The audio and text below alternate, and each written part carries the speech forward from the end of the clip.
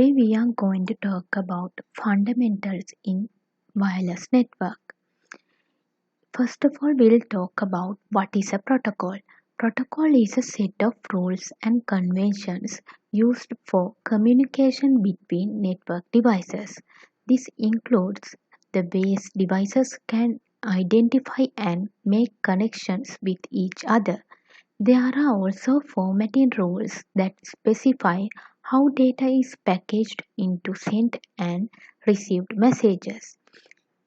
Protocol is mainly consist of three elements. They are syntax, semantics, and timing.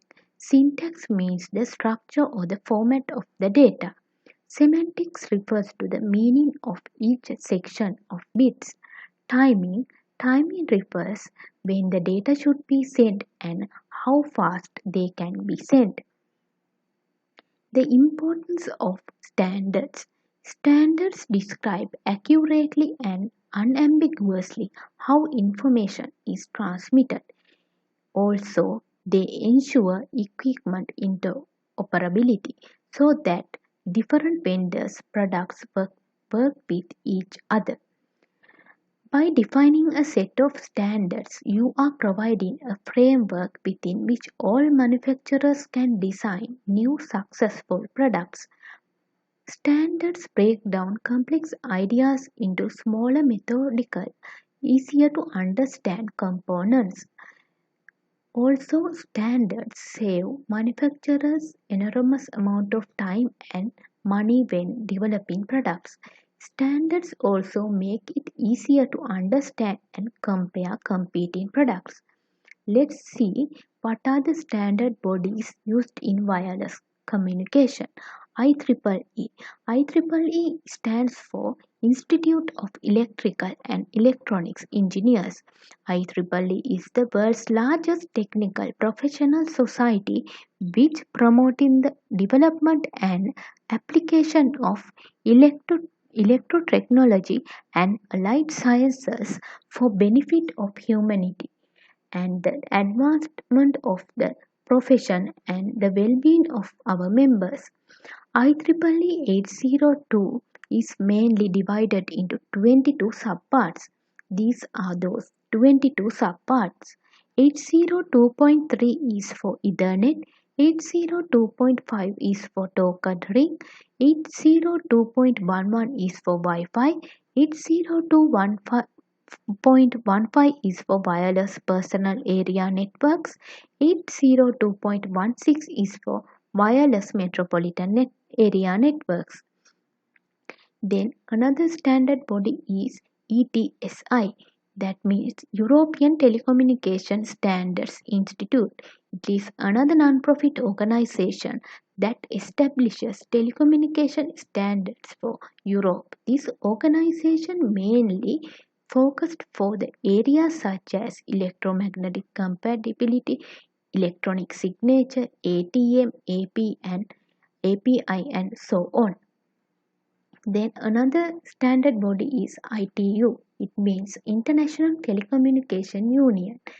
It, it develops and distributes standards applicable to electronic communication and broadcasting technologies such as radio, television, satellite, and so on.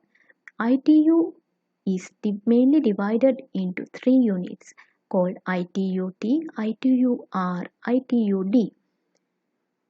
ITU-T standards are these are the examples for those. Then IEEE standards related to wireless communication, mainly IEEE 802.11. It is used for Wi-Fi certified. Then these are some IEEE 802.11 standards. Then another standard used in wireless networking is IEEE 802.16. It is a group of broadband wireless communication standards defined for WiMAX. Then IEEE 802.20 standard has been developed to provide a system which is able to provide mobile broadband wireless access. These are the characteristics of this standard. Then we'll talk about ISO OSI model. OSI stands for Open System Interconnection. It is a reference model that describes how information from a software application in one computer moves through a physical medium to the software application in another computer. OSI model was developed by the International Organization for Standardization in 1984, and it is now considered as an architectural model for intercomputer communications. ISO-SI model is mainly of 7 layers. First layer is physical layer, data link layer, network layer, transport layer, session layer, presentation layer, and the last layer is application layer. When we talk about physical layer, in physical layer main functionality is to transmit the individual bits from one node to another node. It is the lowest layer of the OSI model. These are the functions of physical layer: line configuration, data transmission, topology, and signals. Then we'll talk about data link layer. In data link layer, it is responsible for the error-free transfer of data frames. It defines the format of the data on the network, and it provides a reliable and efficient communication between two or more devices. Mainly this layer is consist of two sublayers. They are logical link control layer, media access control layer. Logical link control layer is responsible for transferring the packets to the network layer of the receiver that is receiving. It also identifies the address of the network layer protocol from the header, and it also provides flow control. Media access control layer is a link between the logical link control layer and the network's physical layer. It is mainly used for transferring the packets over the network. In here, functions of data link layer are framing, physical addressing, flow control. That means flow control is the main functionality of the data link layer. It is the technique through which the constant data rate is maintained on the both sides so that no data get corrupted. It ensures that the transmitting station, such as a server with the higher processing speed, does not exceed the receiving station. And another function is error control. Error control is achieved by adding a calculated value CRC that is placed to the data link layer's trailer, which is added to the message frame before it is sent to the physical layer. If any error seems to occur, then the receiver sends the acknowledgement for the retransmission of the corrupted frames. Then the other function is access control. That means when two or more devices are connected to the same communication channel, then the data link layer protocols are used to determine which device has control over the link at a given time. Then the network layer. In network layer, it determines the best path to move data from source to the destination based on the network conditions, the priority of service, and other factors. Data link layer is responsible for routing and forwarding the packets. These are the functions of network layer: internetworking, addressing, routing, and packetizing. In transport layer defines that messages are transmitted in the order in which they are sent and there is no duplication of data. The main responsibility of the transport layer is to transfer data completely. It receives the data from the upper layer and converts them into smaller units such as segments. Functions are service point addressing, segmentation and reassembly, connection control, flow control, and error control. Session layer. In session layer, manages and synchronize the conversation between two different applications. Functions of session layer are dialog control and synchronization. Synchronization means session layer adds some checkpoints when transmitting the data in a sequence. If some error occurs in the middle of the transmission, then the transmission will take place again from the checkpoint. This process is known as synchronization and recovery. Then the presentation layer. In presentation layer, mainly concerned with the syntax and semantics of the information exchanged between the two systems. It acts as a data translator for a network. Functions of this layer is translation, encryption, and compression. Application layer. This is the last layer. An application layer serves as a window for users and application processors to access network services. These are the functions: file transfer, access and management, mail services, directory services. This is a summary of ISO OSI model. Physical layer. It provides physical medium through which bits are transmitted. Data link. It is used for error-free transfer of data frames. Network layer. It is responsible for moving the packets from source to the destination. Transport layer provides reliable message delivery from process to process. Session layer used to establish, manage, and terminate the sessions. Presentation layer responsible for translation, compression, and encryption. Application layer provide the service to the user. Then we'll talk about TCP/IP protocol suite. This is mainly of four layers. What is TCP/IP protocol suite? It helps to determine how a specific computer should be connected to the internet and how data should be transmitted between them. It helps to create a virtual network when multiple networks are connected together. In here application layer, it is used to identify communication partners, determining resource availability and synchronizing communication. Then the transport layer divides message received from the session layer into segments and number them to make a sequence. In internet layer, it sends the packets from any network and any computer till they reach the destination irrespective of the route they take. In network layer, it helps to define details of how data should be sent using the network. TCP/IP protocol suite. Mainly this is the summary. Network interface responsible for the transmission for the between two devices on the same network. Internet layer to move packets from source to destination to provide networking. Transport layer provide reliable process-to-process message delivery and error delivery. Application layer is to allow access to network resources. Then TCP/IP was ISO OSI model.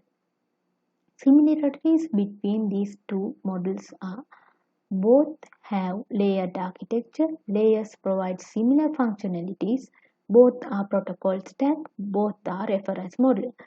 The difference between these two are OSI model has 7 layers while TCP/IP has 4 layers. OSI model has no longer used while TCP is used in computer networking. To define the functionality of upper layers, OSI uses 3 separate layers but TCP/IP uses a single layer.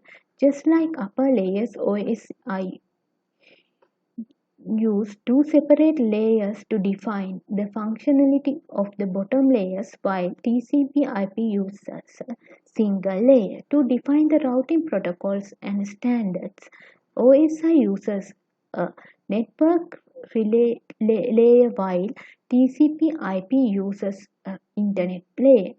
In comparison of TCP/IP model, OSI model is well documented and explains standards and protocols in more details. Data signal. Data signals mainly are of two types, analog signals and digital signals. Analog signals are continuous signals which represent by sine waves. They are human voice, natural sound, and analog electronic devices. Analog signals are continuous range of values. Also record sound waves as they are. They can be only used in analog devices. Digital signals are having discrete signals represented by square waves. They are used in computer and other electronic devices. They have discontinuous values and converts them into a binary waveform. Mainly digital signals suit for digital electronics like computer, mobiles and more. Characteristics of a signal: amplitude, frequency and phase. Amplitude describes the height of a wave above or below given reference point. Frequency defines the number of times a signal makes a complete cycle within a given time frame. It is measured in hertz. Phase is the position of waveform relative to a given moment of time 0. This figure shows the characteristics of a signal. Then bandwidth. Bandwidth is the difference between the upper and lower frequencies of a signal. Maximum bit rate. To find the maximum bit rate, we are using two theorems. Nyquist theorem is the first one. It is used in noiseless conditions. Mainly, it allows bitrate equals to 2 into bandwidth into log 2L. L means the number of signal levels used to represent data. Then the Shannon theorem. Shannon theorem is used in noisy channels, noisy transmission media. It allows the capacity equals bandwidth into log 2 into 1 plus SNR. SNR means signal to noise ratio. In both these theorems, they define the maximum bit rate that the transmission media can transfer.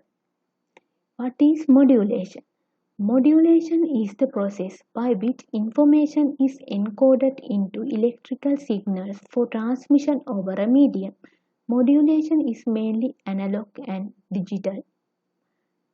Analog modulation is of three types: amplitude, frequency, phase.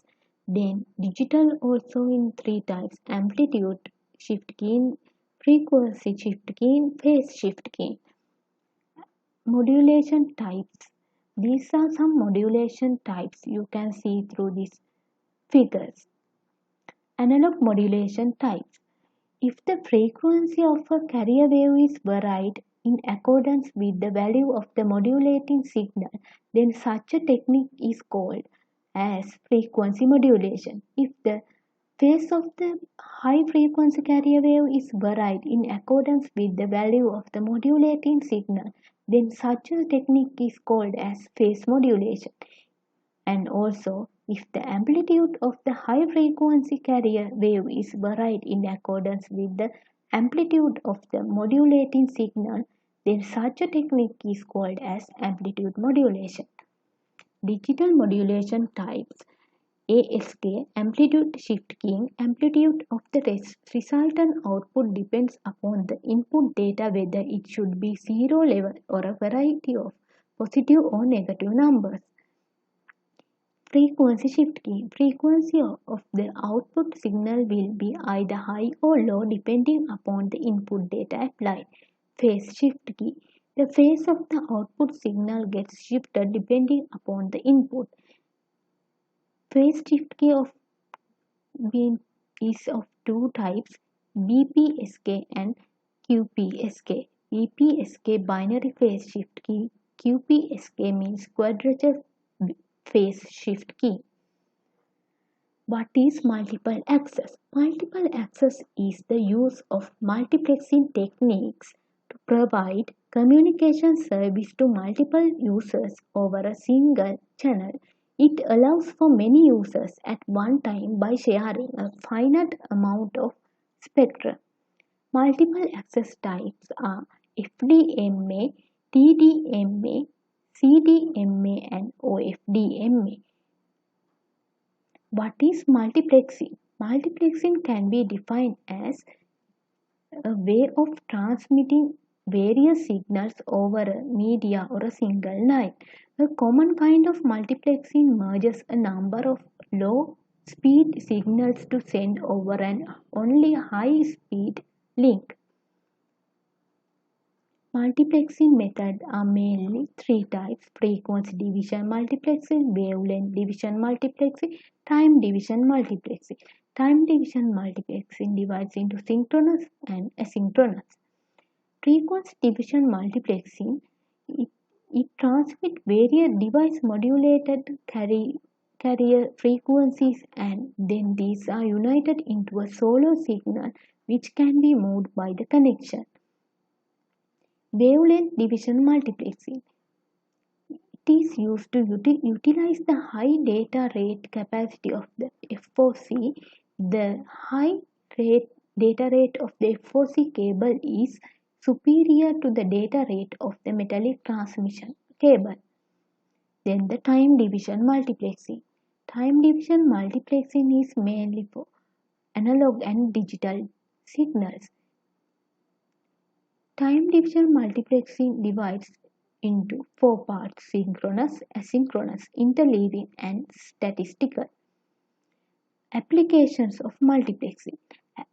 Multiplexing is used for analog broadcasting, digital broadcasting, telephony, video processing, and telegraphy. What is duplex? Duplex is mainly of two types: full duplex and half duplex. Full duplex sends and receives simultaneously, but half duplex can send or receive one path at a time. FDD versus TDD. Frequency division multiplexing. It transmits and receives on two frequency bands simultaneously, but in time division duplexing only uses one frequency band. This shows the difference between FDD and TDD. FDD uses two dedicated bands, usually equal and dedicated, same spectrum up and down and dedicated. TDD transmits across the entire band and receives across the entire band. Timing of signals key factor. BTS will transmit and receive across the entire band. UEE will transmit and receive across the entire band and can allocate uplink and downlink spectrum freely. So I think you have got a better idea of basic fundamentals in wireless networking from this video. So thanks for watching my video.